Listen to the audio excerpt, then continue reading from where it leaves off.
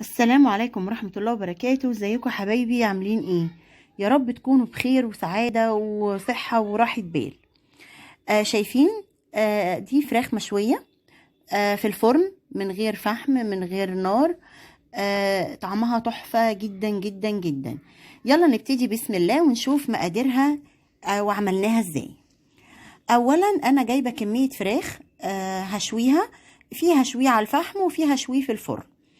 فاللي على الفحم مقطعاه صغير، واللي في الفرن سايبه الفرخه سليمه زي ما هي، وقطعاها من الظهر، اسماها من النص من الظهر، وسايبه الهيكل اللي تبقى مفروده فيه شكلها كده سليم زي ما هو.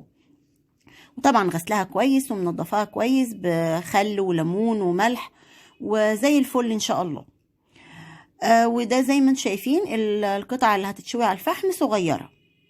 ومعانا التوابل بتاعتنا: ملح، فلفل، بهارات، كمون، كزبرة، كاري، كركم، بابريكا، ومعلقة سكر أو معلقة عسل أبيض لو موجودة، وبصلتين كبار، وفلفل حراق حامي لو مش عاوزاه بلاش، وليمونتين، والطماطم، وكوباية لبن صغيرة، وصوص الباربيكيو، وصويا صوص.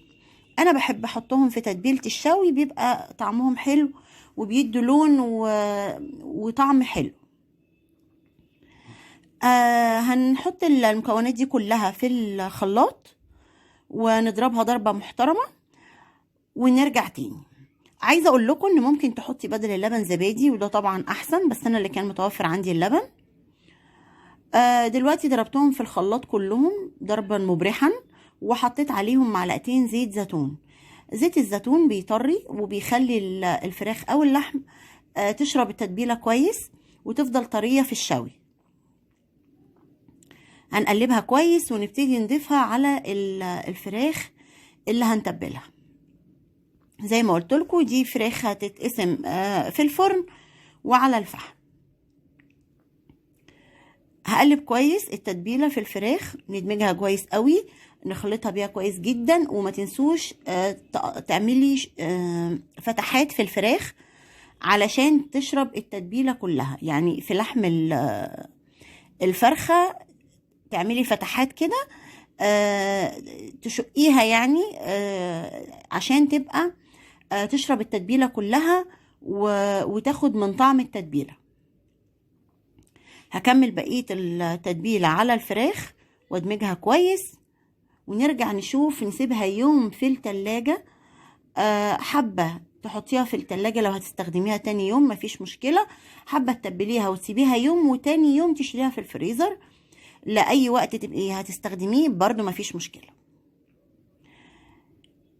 دلوقتي خلاص أنا سبتها يوم كامل في التلاجة وهبتدي أشويها.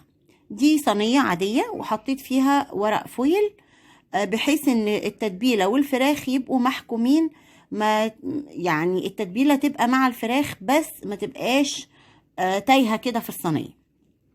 وشرايح بصل هحطها تحت الفراخ علشان ما تلزقش في ورقه الفويل.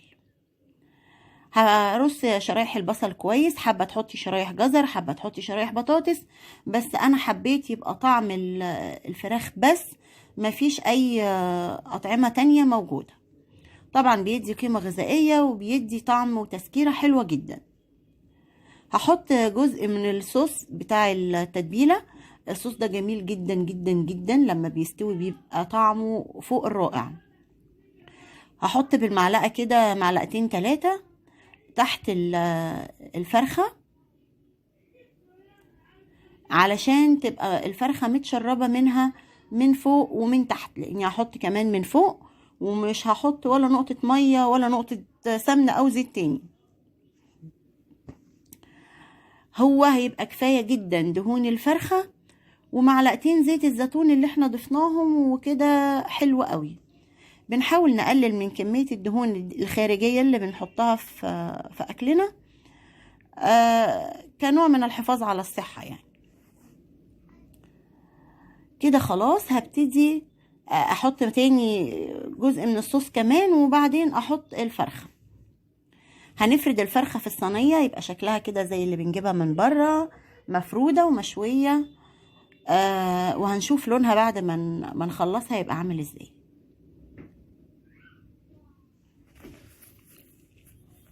هفرد الفرخة في الصينية.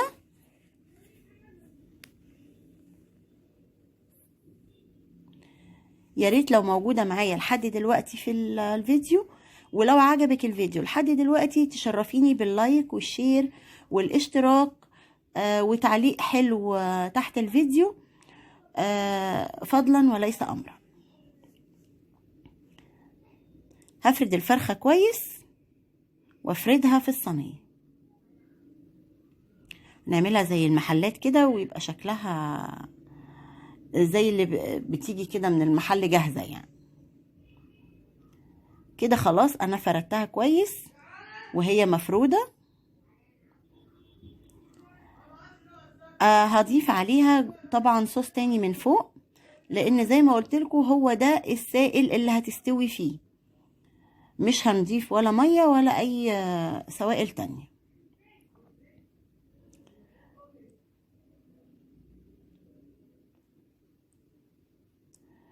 اللهم صل على سيدنا محمد وعلى آله وصحبه وسلم.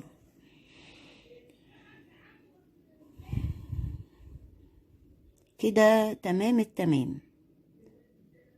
هضيف كمان فوق الصوص ده الصوص تاني هيدي لون وطعم حلو جدا جدا فوق الفراخ وهي بتتشوي. الطبق ده فيه معلقتين صلصة ومعلقتين كاتشب وذرة ملح وذرة فلفل، بحيث انه بس يبقى مطعم الوش. وهفرده على الفراخ كلها من فوق علشان تدي لون لما اجي احمرها.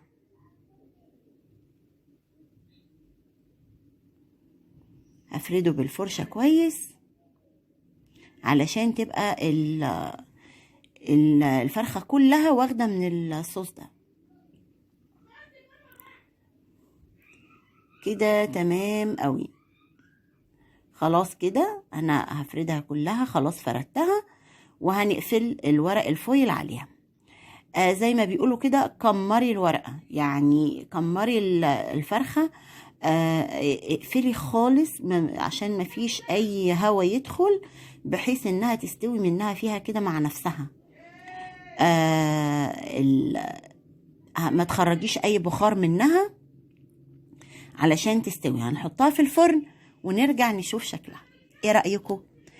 انا شلت الورقة بعد ما استوت وخلاص، انا اتأكدت ان الفرخة استوت. شلت الورقة وفتحت عليها الشواية 3 دقايق، كانت اتحمرت وبقت زي الفل. وادي الصوص بتاعها، شايفين يعني نسبة دهون برضو مش بطالة نزلت من الفرخة نفسها. وعملت جنبها رز بشعرية وفاصوليا خضراء. ويا رب تكون الوصفة النهاردة عجبتكم وطريقتي في التقديم عجبتكم، وبالهنا والشفا على اللي كلها. ويا رب دايما دايما تتابعوا فيديوهاتي وتشرفوني، وربنا يخليكم احسن عيلة واحسن اخوات. والسلام عليكم ورحمة الله وبركاته.